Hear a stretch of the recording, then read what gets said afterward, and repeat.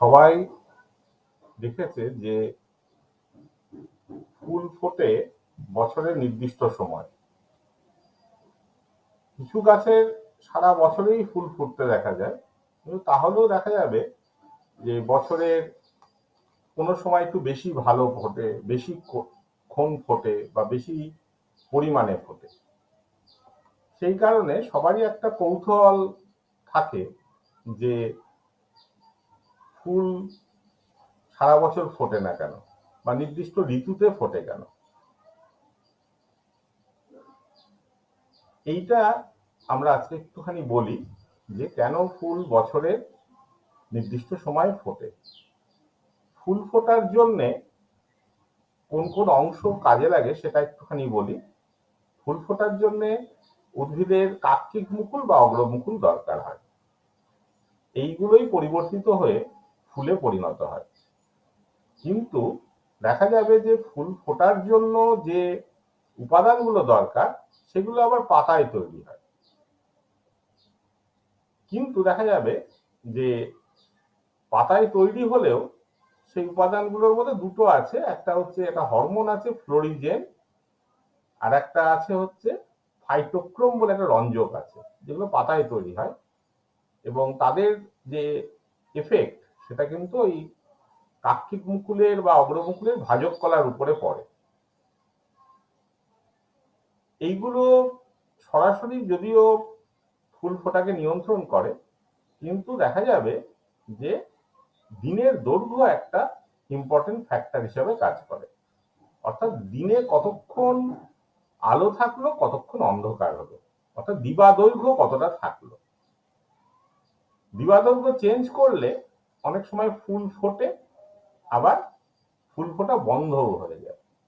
তাহলে একটা উদ্ভিদের ফুল ফোটার জন্য একটা সংকটকালীন দিবা দৈর্ঘ্য দরকার হয়। অর্থাৎ দিনের আলো দেখা যাবে ন্যূনতম কতক্ষণ থাকলে পুষ্পায়ন ঘটবে, মানে ফুল ফুটবে, সেটাকে আমরা বলি সংকটকালীন দিবা দৈর্ঘ্য। কিছু ফুল আছে সংকটকালীন দিবা দৈর্ঘ্যের থেকে কম দিবা দৈর্ঘ্য থাকলেই ফুটে যায়, তাদেরকে আমরা শর্ট ডে প্লান্ট বলি।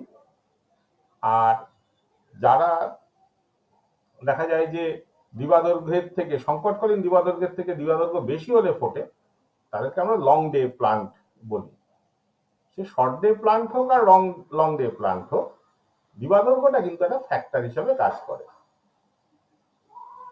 আর কিছু উদ্ভিদ আছে যাদের এই দিবা দৈর্ঘ্যের উপর নির্ভর করে ওই যে উপাদান দুটোর কথা বললাম যেটা পাতায় তৈরি হয়, সেটার সাথে দেখা যাবে দিবা দৈর্ঘ্যের কোনো খুব একটা সম্পর্ক নেই।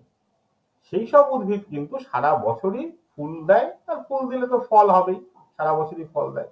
যেমন শশা, সেই কারণে সারা বছর আপনি শশা বাগানে পাবেন বা যে কোনো বাজারে পাওয়া যাবে কিনতে।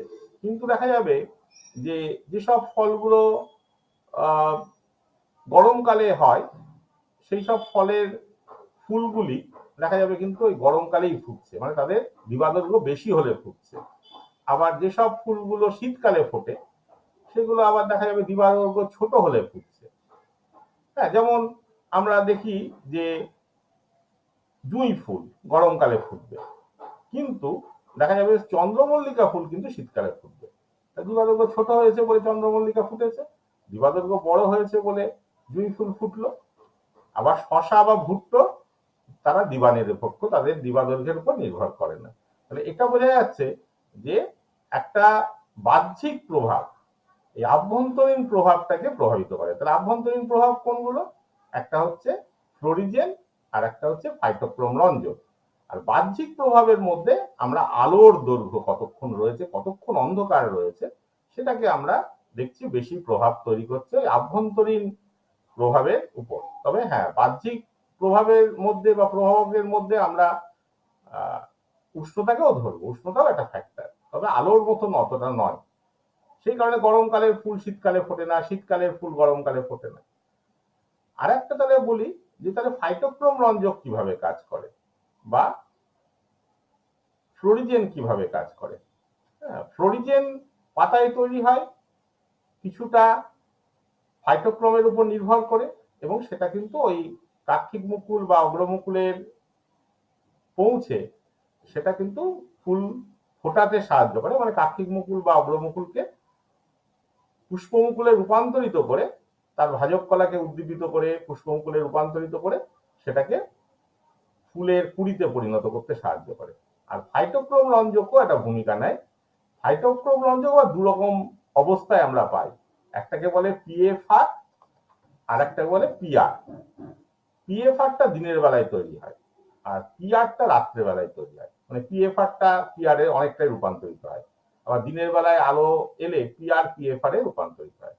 সেখানে আমরা দেখি পিএফআর আর পিআর এর অনুপাতের উপর নির্ভর করছে যে কতটা সময়ে ফুল ফুটবে বা বছরের কোন সময়ে ফুল ফুটবে। যদি পিএফআর এবং পিআর এর অনুপাতটা খুব কমে যায়, অর্থাৎ পিআর বেড়ে যায়, রাত্রিকালীন দৈর্ঘ্য বাড়ায়, তখন দেখা যায় যে শীতকাল, স্বাভাবিক এটা শীতকাল হবে, শীতকালে ফুল ফুটছে, শীতকালীন ফুলগুলো ফুটছে। যেন চন্দ্রমল্লিকা ফুল সারা বছর তাদের বার বৃদ্ধি হয়, অঙ্গজ বৃদ্ধি হয়, কিন্তু সেটা ফোটে কিন্তু সেই শীতকালে, ডিসেম্বর মাসে না, না এলে ফুটবেই না, ফুলের কুড়িয়ে আসবে না। সেক্ষেত্রে কি হচ্ছে, তখন রাত্রিকালীন দৈর্ঘ্য বেশি, মানে পিআরটা বেড়ে গেছে পিএফআর এর তুলনায়, ফলে পিএফআর পিআর এর অনুপাতটা কমে গেছে।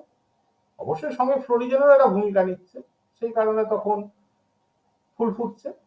আবার আমরা দেখছি যে টগর ফুল, জুঁই ফুল গরমকালে ফুটছে, তখন কি হচ্ছে, পিএফআর পিআর এর অনুপাতটা বাড়ছে।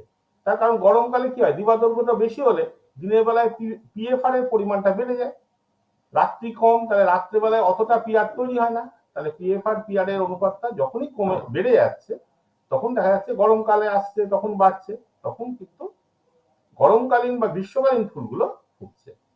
আর যেগুলো দিবা নিরপেক্ষ তাদের উপরে পিএফআর পিআর এর কোনো ভূমিকা সেইভাবে নেই, তারা সারা বছর যে অনুপাতেই থাকুক না কেন অল্প বিস্তর ফুল ফুটবে, কিন্তু তাও দেখা যায় যে শীতকালে একটু শশা ফুল কম ফোটে, গরমকালে বেশি ফোটে। হ্যাঁ, এটা কিন্তু থাকে, এই ব্যাপারটা থাকে। ভুট্টা চাষ সারা বছর করা গেল, গরমকালে যে হারে ফল আসে ফুল আসে সেটা কিন্তু শীতকালে হয় না।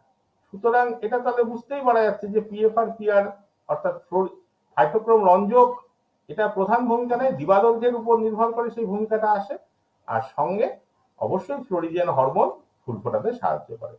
এইভাবেই কিন্তু দিবাদর্ঘ্যের উপর নির্ভর করে আমরা তিন ধরনের ফুল পাই, একটা শর্ট ডে প্ল্যান্ট, একটা লং ডে প্ল্যান্ট, আর একটা দিবা নিরপেক্ষ উদ্ভিদ, হ্যাঁ, যাদের উপরে কোন রকম